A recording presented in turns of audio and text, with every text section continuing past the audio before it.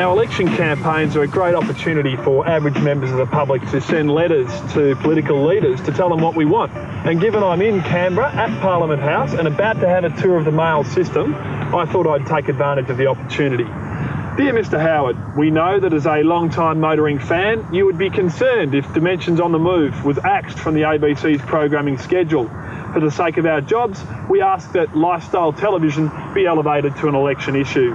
P.S. I enclose a powerful stripy tie to assist you on the hustings.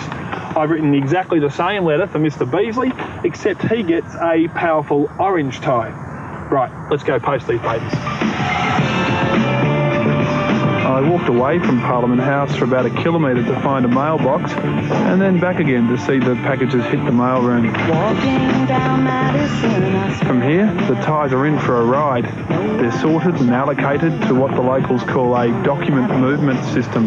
Shifting magnets are switched on the front of the document movement system cars, which designate particular mail stations. Then the cars are launched and the ties propelled into the corridors of power.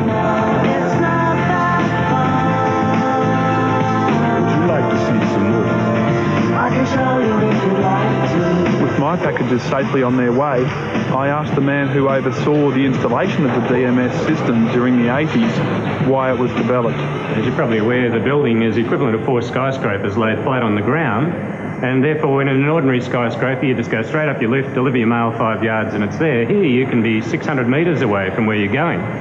Now, that can wear out a fair lot of shoe leather, so the thought was in the design stage we needed efficient means of moving small parcels. Well, the document movement system basically is a track which is electrified, and you have a small car on it which will take a couple of A4 reams of paper inside it, up to 9 kilograms.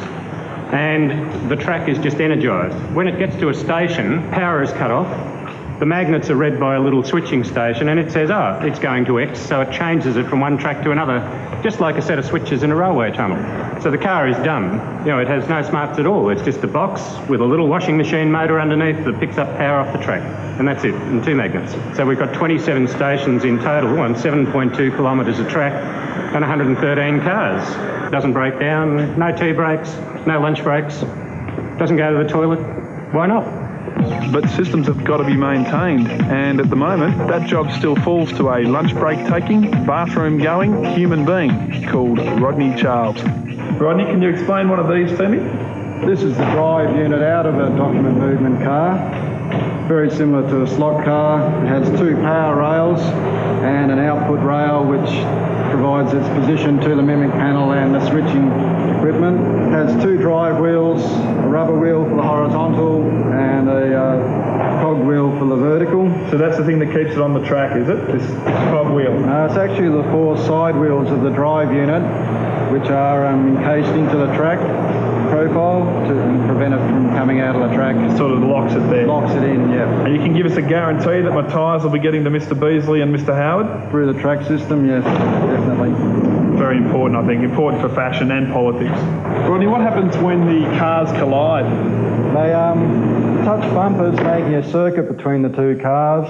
The back car will stop and the front car will travel along still.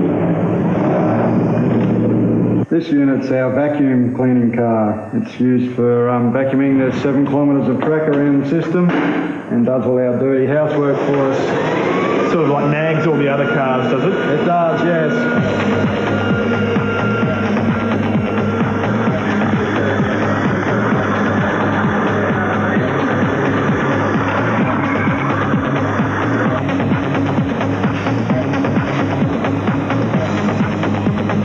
The overhead DMS system has a maximum of 9 kilograms per car. So for very large packages, they're taken around in these tugs.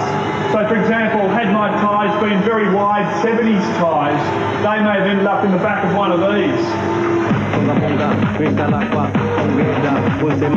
The electric tugs zoom around the basement, and on sitting days the traffic can be amazing. And as for how they find their bearings, we basically just chose one street out of each capital city and territory and named the various corridors in the basement, because when we arrived we found people were sort of getting lost down here who didn't work here all the time, so it's a lot easier if they're told to turn left on Pitt Street and right onto something else. Meanwhile, high above Pitt Street, my tyres chugged on and on and on. before arriving at their final stations, the pigeonholes at the top of the nation. And you know what happens to all the letters and papers that nobody wants?